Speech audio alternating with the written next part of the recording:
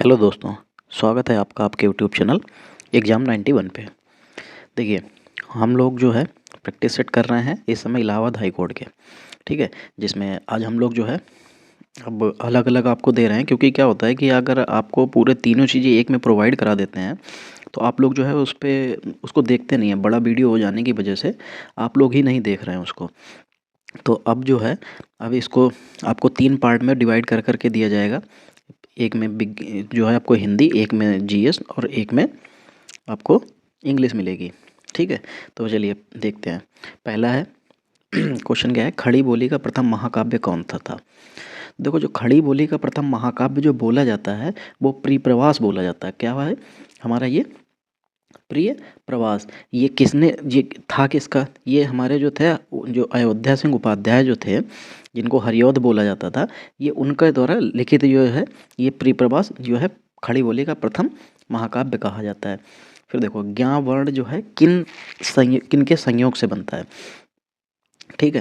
देखो, जब है मंगल में आप टाइपिंग करेंगे, जैसे आपका जो इलाहाबाद हाई कोर्ट का एग्ज़ाम है इसमें आप मंगल की टाइपिंग मांगी गई है। जब आप मंगल की टाइपिंग करेंगे तो आपको पता होगा कि ये जो है जा आधा जा बनता है ऐसे, ठीक है। जब आप ज्ञान लिखेंगे उसको बैक स्पेस से वापस जाइएगा तो आपको पूरा दिखेगा कि क्या क्या चीज़ें आई हैं, ठीक। तो जा और इया, ये दोनों चीज़ें मिलके जो है हमारा ज्ञा बना देते हैं, ज्ञा बना देते हैं, ठीक।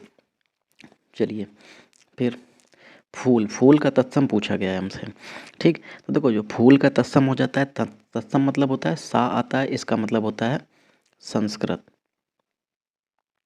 देखिए, ये मैं हर सेट पेपर में बताता हूँ जिससे आपकी गलतियाँ ना हो। तत्सम मतलब होता है संस्कृत। जो शब्द संस्कृत के ज्यों के त्यों उठा लिए जाते हैं वो हमारे तत्सम शब्द कहलाते हैं। तो फूल का तत्सम पुष्प हो जाएगा, ठीक। बाकी देखिए, इसमें मैं आपको बता दूं, जैसे ये पुह, प्रसून, ये जो सब क्या हैं, ये सब इसके वो पर्यायवाची शब्द हैं, याद रखिएगा। ये पर्यायवाची हैं, लेकिन इनको आप ये नहीं कह सकते कि ये तत्सम शब्द हैं। चलिए, 4 नंबर, कमल का पर्यायवाची। अब देखिए, ये क्वेश्चन बहुत सरल है, आपको इसका बहुत आसान, क्योंकि ये लगभग हम लोग बचपन से पढ़ते हुए आते हैं कि कमल का पर्यायवाची तो क्या हो जाता है, नीरज हो जाता है, ठीक। सॉरी। देखिए, फिर बाकी यहाँ पे दे रखा है अंबर। अंबर किसका पर्यायवाची होता है, हमारे आकाश का। किसका होता है, आकाश का, ठीक। और ऐसे ही देखो, ये दिनकर दे रखा है, ये किसका होता है, सूर्य का। ये लिखे दे रहा हूँ, आकाश का, ठीक। और ये सूर्य का, और ये पुष्प फूल का, ठीक। चलिए, ये प्रछन्न लिखा हुआ है, प्रछन्न शब्द का विलोम क्या है। देखो, प्रछन्न शब्द का विलोम जो है प्रतिपन्न होता है। क्या होता है, प्रतिपन्न। देखिए, ये ऑप्शन नंबर बी में दिख रहा है, तो क्या हो जाता है, प्रतिपन्न हो जाता है, ठीक। चलिए, वैसे प्रत्यक्ष का विलोम देख लीजिए, प्रत्यक्ष का क्या होता है, अप्रत्यक्ष या परोक्ष होता है, अप्रत्यक्ष या परोक्ष, ठीक। और गौड़ का प्राथमिक होता है। क्या होता है, गौड़ का प्रारंभिक होता है, प्राथमिक, गौड़ मतलब अंतिम। चलो, अनेकार्थी शब्द लेना है। अनेकार्थी शब्द में अब्ज के गलत विकल्प का चयन करना, अब्ज का गलत बताना है कि अब्ज का इनमें से जो अर्थ नहीं होगा वो हमको लेना है। तो देखो, अब्ज का इसमें जो है मेघ नहीं होगा, बाकी शंख, चंद्रमा, कपूर, ये तीनों हो जाएंगे। तो गलत क्या हो जाएगा इसमें, ये जो है मेघ हमारा गलत हो जाएगा। मेघ मतलब बादल होता है, बादल नहीं, यहाँ पे जो है इसके अब्ज का अर्थ मेघ नहीं हो सकता है, ठीक। अगर देखा जाएगा तो कपूर, चंद्रमा, शंख ये हो जाएंगे। और कमल भी होता है, याद रखिएगा, अब्ज माने कमल भी होता है। क्या होता है, कमल भी होता है, ठीक। चलिए, फिर वाक्यांश का एक शब्द बनाइए, जिसके हृदय में समता नहीं है, ठीक। जिसके हृदय में समता नहीं है, सॉरी, यहाँ पे देखिए समता नहीं ममता है, ठीक है। जिसके हृदय में, ये मिसप्रिंट हुआ है, जिसके हृदय में ममता नहीं है वो उसको क्या कहा जाता है, निर्मम कहा जाता है। क्या कहा जाता है, निर्मम, ठीक। और जिसके हृदय में दया ना हो उसके लिए निर्दयी, जिसके अंदर कोई भय ना हो वो निर्भय, जिसके अंदर हृदय ही ना हो वो निर्हृदय हो जाएगा, ठीक। चलिए, पेड़ से पत्ता गिरा, यहाँ पर कौन सा कारक है। देखो, पेड़ से पत्ता गिरा, इसका मतलब पेड़ से जो है पत्ता अलग हो गया। और जब भी कभी पेड़ से जो है कोई पेड़ से क्या, किसी भी चीज़ से कोई चीज़ अलग होती है तो याद रखिएगा उसमें अपादान कारक होता है। क्या होता है? अलगाव के लिए हमेशा अपादान कारक होता है। चलिए 9 नंबर देखिए, निम्नलिखित में कौन सी भाववाचक संज्ञा है? ठीक, देखो भाववाचक संज्ञा कौन सी हो जाती है? भारत, लड़का, मित्रता, पेड़। देखो तो इसमें मित्रता हो जाएगी। मित्रता क्या होती है? मित्रता एक तरीके का भाव होता है, जैसे मित्रता हो गई, मूर्खता हो गई, घबराहट हो गया, बुढ़ापा हो गया, जवानी हो गई। ठीक, ये सब क्या होते हैं? ये सब भाववाचक संज्ञा होते हैं। चलो फिर क्वेश्चन नंबर 10, जैसा काम वैसा दाम किस व्याकरणात्मक कोटि का है? जैसा काम वैसा दाम किस व्याकरणात्मक हो जाएगा? तो देखो ये विशेषण का हो जाएगा। क्या हो जाएगा? ये विशेषण का हो जाएगा। ठीक है, चलिए आगे देखते हैं।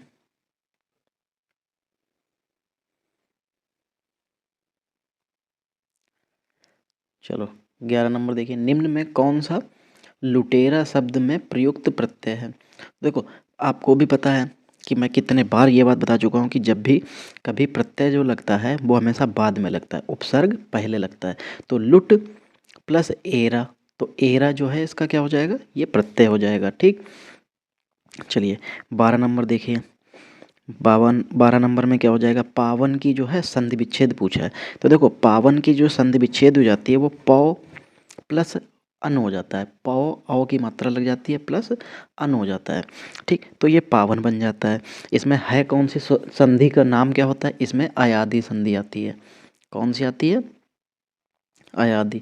अयादि में क्या होता है?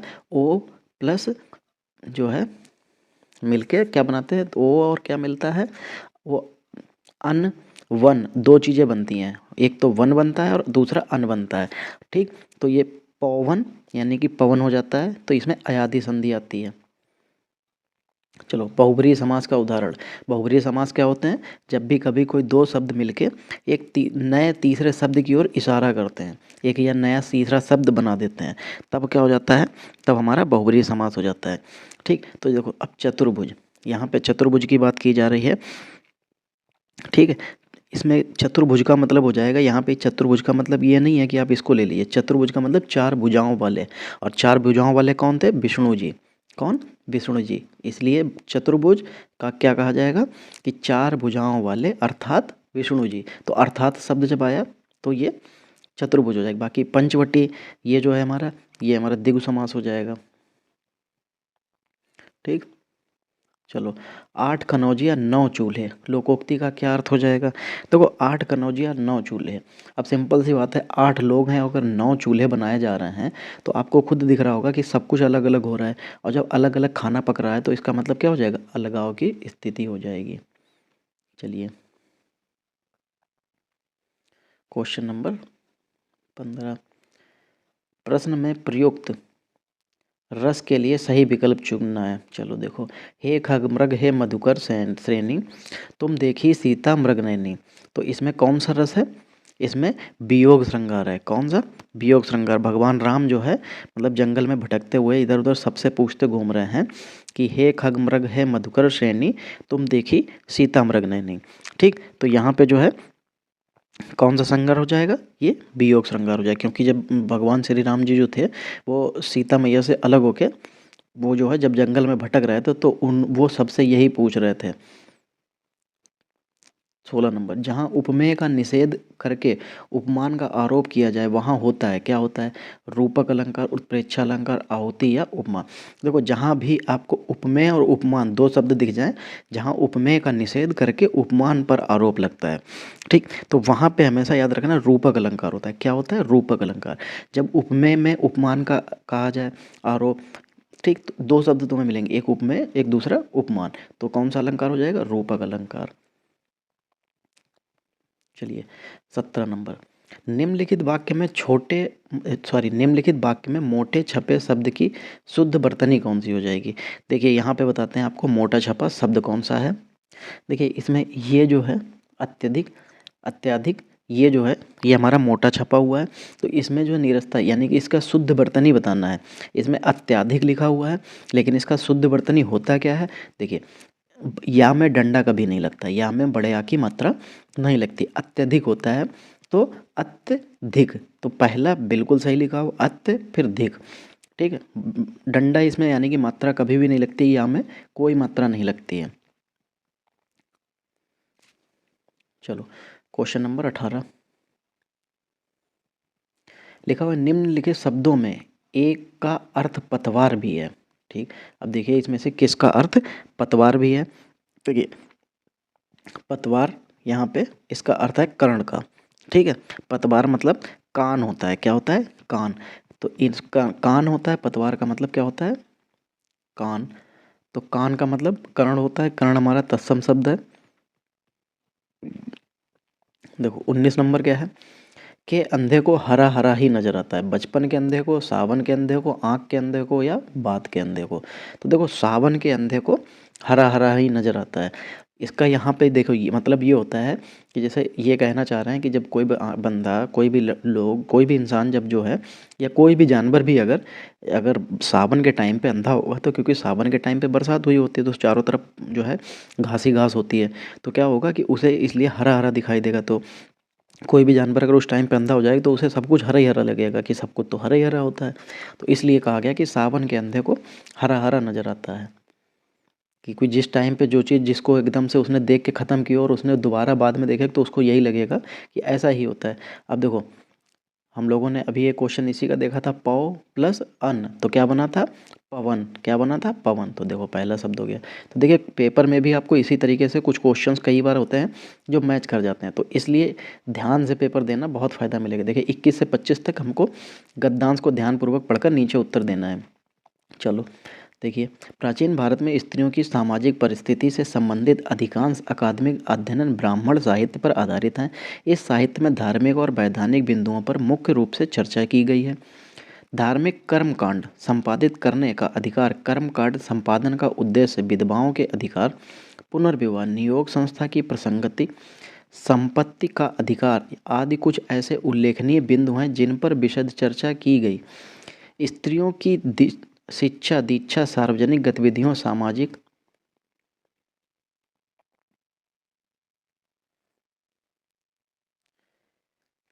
सामाजिक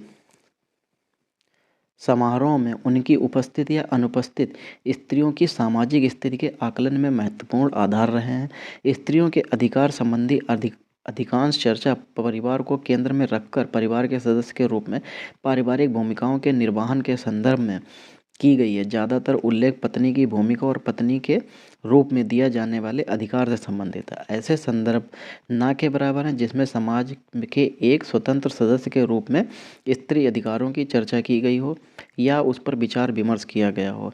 गणिकाओं को इस संदर्भ में अपवाद माना जा सकता है, किंतु ब्राह्मण साहित्य पितृवंशी समाज में स्त्रियां अधिकारियों को संदर्भित करता है। गणिकाओं को इस समाज का अंग नहीं माना गया है, चूँकि स्त्रियों की सामाजिक आर्थिक परिस्थिति का ये पूरा प्रारंभिक विवेचन ब्राह्मण ग्रंथों पर आधारित था, इसलिए यह सिर्फ ब्राह्मणवादी नज़रिए को प्रस्तुत करता है, ब्राह्मणोत्तर यानी श्रामणिक नज़रिए से हमें परिचित नहीं करता है। इसलिए ऐसी कोई अवधारणा बनाना कि समाज में इन नियमों का शब्दांश पालन होता रहा होगा गलत होगा।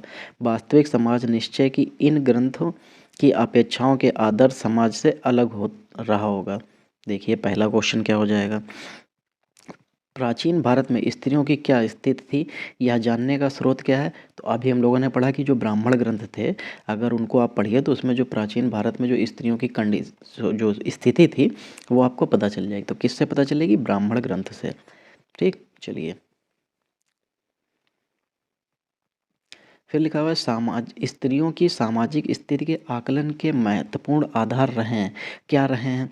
ठीक, तो देखो जब हम लोगों ने अभी सारी चीज़ें पढ़ी थी कि शिक्षा भी उनका जो है आकलन के महत्वपूर्ण आधार में से एक है, सार्वजनिक गतिविधियाँ और सामाजिक समारोह में उनकी उपस्थिति, तो यानी कि इसके हिसाब से तो ये चारों सही हो जाएंगे, बिल्कुल सही सही चारों हो जाएंगे। स्त्रियों के अधिकार संबंधी अधिकांश चर्चा किसको केंद्र में रखकर की गई है।